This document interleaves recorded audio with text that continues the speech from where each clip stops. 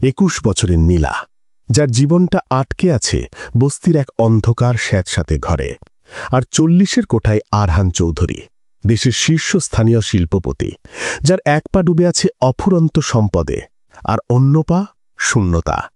এক মর্মান্তিক দুর্ঘটনায় তিনি কেবল তার স্ত্রীকেই হারাননি, হারিয়েছেন নিজের ডান পাটিও। যখন ভাগ্যের ফেরে নীলাকে তার ভাঙা জীবন গোছানোর জন্য এই ভগ্নপ্রায় মানুষটিকে বিয়ে করতে হয়, তখন সবাই ভেবেছিল এটা টাকার বিনিময়ে একটি পঙ্গু মানুষের সেবা করার চুক্তি মাত্র। কিন্তু বিয়ের রাতে সেই বন্ধ ঘরের দরজা খোলার পর এমন এক সত্যের মুখোমুখি হতে হলো নীলাকে, যা শুধু তাদের জীবনকেই নয়, বরং সম্পর্ক শব্দটির অর্থকেই পাল্টে দিয়েছিল। এই গল্প শুধু বেঁচে থাকার লড়াইয়ের নয়, এই গল্প গভীর ক্ষত থেকে নতুন জীবনের অঙ্কুরোদ্গমের। গল্পে ডুব দেবার আগে চ্যানেলটি সাবস্ক্রাইব করে জানিয়ে দিন পৃথিবীর কোন প্রান্ত থেকে আপনি আমাদের এই আয়োজনে সামিল হয়েছেন। করিমপুর বস্তির শেষ মাথায় টিনের চালার এক ভাঙা ঘরে নীলার বাস। 21টা বসন্ত পার হলেও তার চোখ জীবনের কোনো রং দেখেনি। দেখেছে শুধু অভাবের ধূসর ছায়া। বাবা পক্ষাঘাতগ্রস্ত, বিছানায় পড়ে আছেন বছরের পর বছর। ছোট দুই ভাই বোনের মুখে দুবেলা খাবার তুলে দিতে গিয়ে নীলা নিজের স্বপ্নগুলোকে কবেই বিসর্জন দিয়েছে। তার খুব ইচ্ছে ছিল আঁকার স্কুলে ভর্তি হওয়ার। পুরনো খবরের কাগজের পেছনে কাঠ কয়লা দিয়ে সে যখন মানুষের মুখ আঁকত, মনে হতো সেই মুখগুলো জীবন্ত হয়ে উঠেছে। কখনো কখনো সে চারকোল স্কেচ নিয়ে কলেজের গেটে দাঁড়াত, যদি কেউ 10-20 টাকায় কেনে। কিন্তু ফুটপাথের সেই শিল্পকে দুদণ্ড দাঁড়িয়ে দেখার মতো সময় বা মানসিকতা ছিল না শহরের ব্যস্ত মানুষগুলোর। সংসারের ঘানি টানতে গিয়ে সে মানুষের ভাষায় কাজ শুরু করে। তার মুখশ্রীতে লাবণ্যের চেয়ে বেশি ছিল ক্লান্তির ছাপ, যা তার ভেতরে নিরন্তর যুদ্ধের জানান দিত। অন্যদিকে শহরের সবচেয়ে উঁচু কাঁচের দালানটায় ছিল আরহান চৌধুরীর সাম্রাজ্য। চৌধুরী গ্রুপের মালিক আরহান চৌধুরী ছিলেন এক সময়কার দুরন্ত হাসি খুশি একজন মানুষ। কিন্তু 3 বছর আগের এক বর্ষার রাত তার সবকিছু কেড়ে নেয়। এক ভয়াবহ সড়ক দুর্ঘটনায় তিনি হারান তার প্রিয়তমা স্ত্রী মায়াকে আর নিজের ডান পাটিও। সেই দিন থেকে আরহান চৌধুরী এক জীবন্ত পাথর। তিনি তার বিশাল প্রাসাদ মায়ালোকে নিজেকে বন্দী করে ফেলেন। হুইল চেয়ার বা কৃত্রিম পা হয়ে ওঠে তার নিত্য সঙ্গী। তার অঢল সম্পদ ছিল, কিন্তু সেই সম্পদ ভোগ করার কোনো ইচ্ছা বা সঙ্গীর উষ্ণতা তার জীবনে ছিল না। তার দিন শুরু হতো তীব্র ফ্যান্টম পেন, অর্থাৎ কাটা পায়ে কাল্পনিক যন্ত্রণা দিয়ে, আর রাত কাটত ঘুমের ঘোরে। মায়ার মৃত্যুর সাথে সাথে তার জীবনের সব রঙও যেন মুছে গিয়েছিল। তিনি হয়ে উঠেছিলেন এক খিটখিটে, রূঢ় এবং নিঃসঙ্গ মানুষ। তার প্রাসাদের ভৃত্যরা তাকে যমের মতো ভয় পেত। সামান্য শব্দ বা ভুলের জন্য জুটত তীব্র ভৎসনা। নীলা যে বাড়িতে কাজ করত সেটি ছিল আরহান চৌধুরীর এক দূর সম্পর্কের আত্মীয়ের। একদিন সেই আত্মীয়ের বাড়িতে এক অনুষ্ঠানে হুইল চেয়ারে বসে আরহান চৌধুরীও এসেছিলেন নিতান্তই সৌজন্য রক্ষা করতে। তিনি যখন বিরক্ত মুখে কফি খাচ্ছিলেন, তখনই তার চোখ পড়ে বাগানের এক কোণে নীলা তখন সেই বাড়ির ছোট মেয়েটির ফেলে দেওয়া আর্ট পেপারের ওল্টা পিঠে আপন মনে একটা পাখির বাসা আঁকছিল। আরহানের দৃষ্টি নীলার মুখের দিকে ছিল না, ছিল তার হাতের নিপুণ ভঙ্গিমায় আর কাগজের ওপর ফুটে ওঠা সেই পাখির বাসার জীবন্ত ডিটেলসে। মেয়েটির আঁকার মধ্যে এমন কিছু একটা ছিল যা আরহানের পাথর হয়ে যাওয়া বুকে বিদ্যুতের মতো ধাক্কা দেয়। কয়েকদিন পর নীলার বাবা হঠাৎ খুব অসুস্থ হয়ে পড়েন। তার দুটো কিডনি প্রায় অকেজো। ডাক্তারের কথা অনুযায়ী তার জরুরি ভিত্তিতে ডায়ালিসিস শুরু এবং পরবর্তীতে কিডনি প্রতিস্থাপন দরকার, যার জন্য প্রয়োজন লাখো টাকার।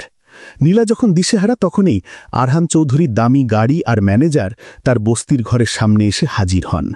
প্রস্তাবটা ছিল নির্মমভাবে সোজা সাপটা। আরহান চৌধুরী নীলাকে বিয়ে করতে চান। বিনিময়ে তার বাবার চিকিৎসার সব খরচ, তার ভাই বোনেদের পড়াশোনার দায়িত্ব এবং তাদের থাকার জন্য একটা ভালো বাড়ির ব্যবস্থা করা হবে। নীলা বাকরুদ্ধ হয়ে গেল। একজন পঙ্গু, রূঢ় আর বয়সে অনেক বড় লোককে বিয়ে করা? লোকটা কি তার সেবা করার জন্য একটা আয়া খুঁজছে, নাকি নিছুক একাকিত্বের শিকার? নীলার মন বিদ্রোহ করে উঠল, কিন্তু পরক্ষণেই তার কানে বাজল ডাক্তারের সেই শেষ কথাগুলো। কালকের মধ্যে টাকার ব্যবস্থা না হলে রোগীকে বাঁচানো মুশকিল। সে বুঝতে পারছিল তার কাছে আর কোনো পথ খোলা নেই। সে এক পঙ্গু ধনীকে বিয়ে করছে না, সে তার পরিবারের ভাগ্যকে কিনে নিচ্ছে। খুব সাধামাটাভাবে প্রায় লোকচক্ষুর আড়ালে বিয়েটা হয়ে গেল। নীলা এসে পা রাখল আরহান চৌধুরীর প্রাসাদ মায়ালোকে, যেখানে যেন এক সোনার খাঁচা। চারিদিকে দামি আসবাব, পিনপতন নীরব করিডর, আর একদল ভৃত্য যারা নীলাকে ম্যাডাম বললেও তাদের চোখে ছিল করুণা আর অবহেলা। নীলা বুঝতে পারছিল এই বাড়ির সবাই তাকে একজন সেবিকা হিসেবেই দেখছে, যে টাকার বিনিময়ে একটি রুগ্ন মালিককে সামলাতে এসেছে। আরহান চৌধুরী তার কথা রেখেছিলেন। নীলার বাবার চিকিৎসা শুরু হলো দেশের সেরা হাসপাতালে, তার পরিবার নতুন ফ্ল্যাটে উঠল। কিন্তু নীলার জীবন আটকে গেল এই প্রাসাদের নিস্তব্ধতায়। বিয়ের পর প্রথম 3 দিন আরহান চৌধুরী তার সাথে একটি কথাও বলেননি। নীলা তার ঘর পেত আলাদা। বিশাল ডাইনিং টেবিলে নীলা বসত এক প্রান্তে, আরহান তার হুইল চেয়ারে অন্য প্রান্তে।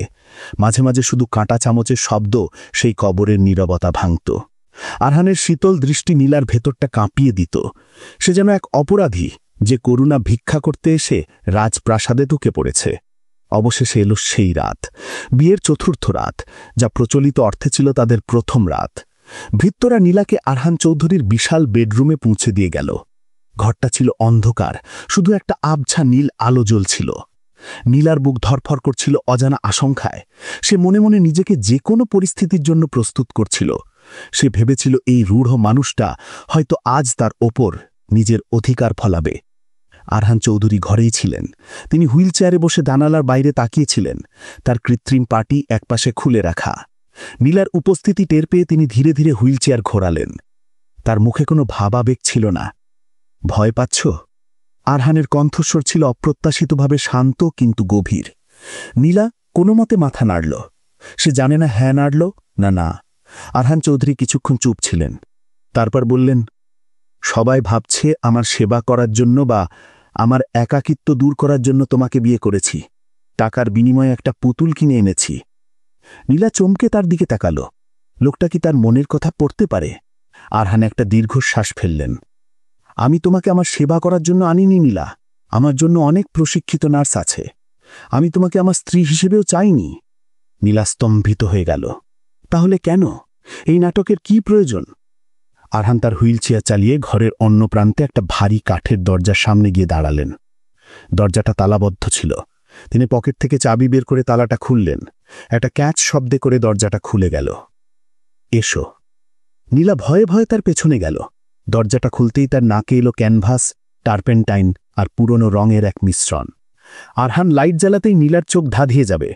এটা একটা বিশাল আর্ট স্টুডিও।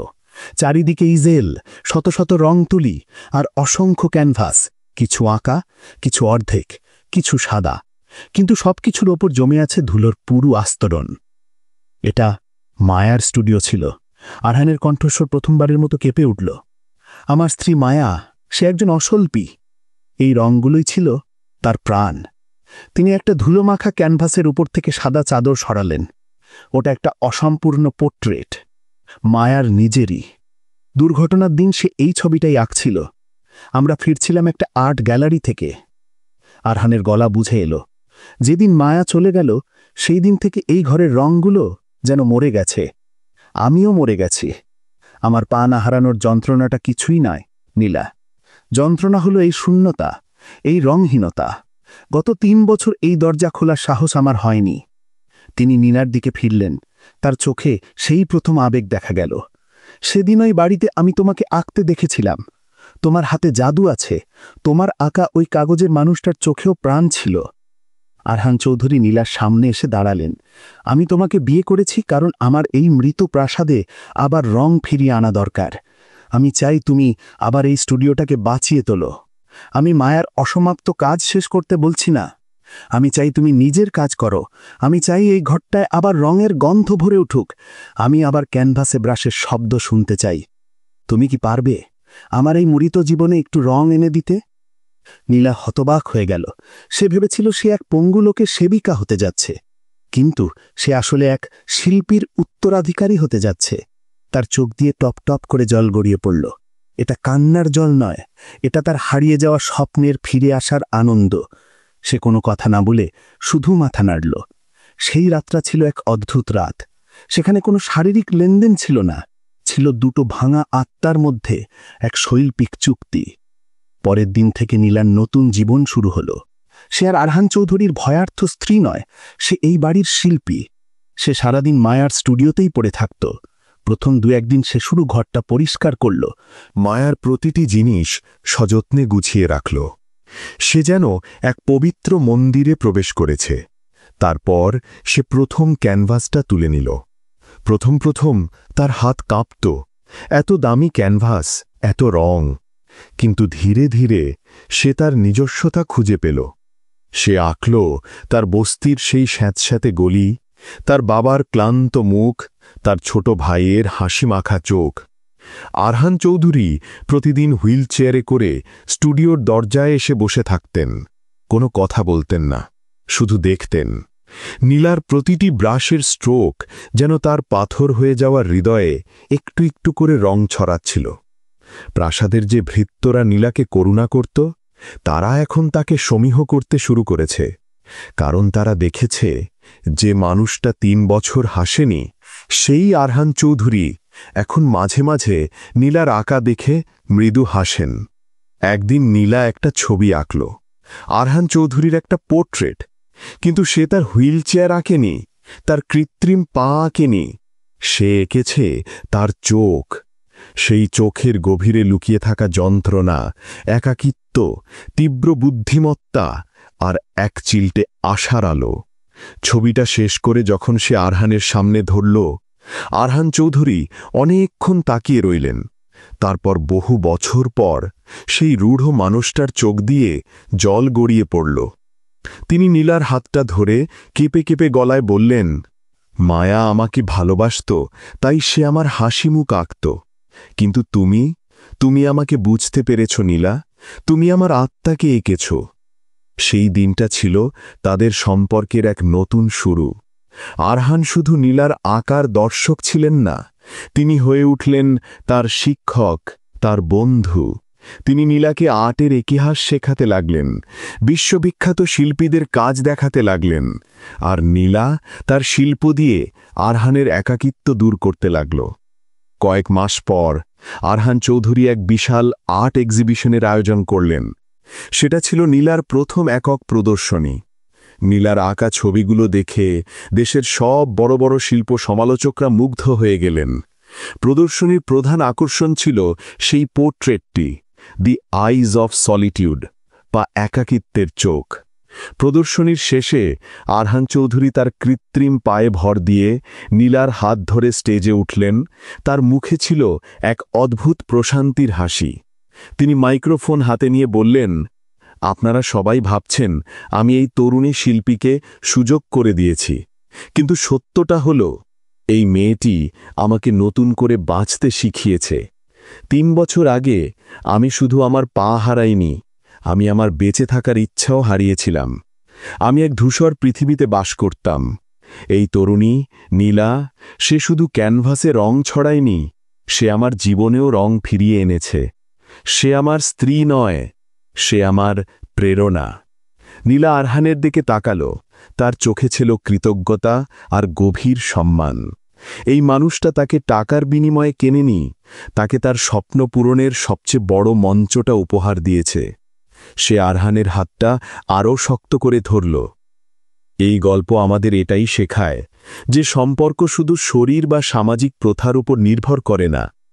দুটো ভাঙা আত্মা যখন একে অপরের শূন্যস্থান পূরণ করে, তখন যে বন্ধন তৈরি হয় তা পৃথিবীর যে কোনো সম্পদের চেয়ে মূল্যবান। আরহান তার পা হারিয়েছিলেন, কিন্তু নীলার মাধ্যমে তিনি জীবনের পথে আবার হাঁটার শক্তি খুঁজে পেয়েছিলেন। আর নীলা, যে জীবনে শুধু অভাবই দেখেছে, সে এক ভাঙা মানুষের মধ্যে তার স্বপ্নের পৃথিবীটা খুঁজে পেয়েছিল। গল্পটি যদি আপনার হৃদয়ের কোনো কোণেও এতটুকু নাড়া দিয়ে থাকে, তাহলে ভিডিওটিতে একটি লাইক দিন, চ্যানেলটি সাবস্ক্রাইব করুন এবং কমেন্ট বক্সে জানান এই অদ্ভুত সম্পর্কের বিষয়ে আপনার কি মতামত। পরবর্তী গল্পের জন্য বাম পাশের বক্সে ক্লিক করুন। আমাদের সাথে থাকার জন্য ধন্যবাদ।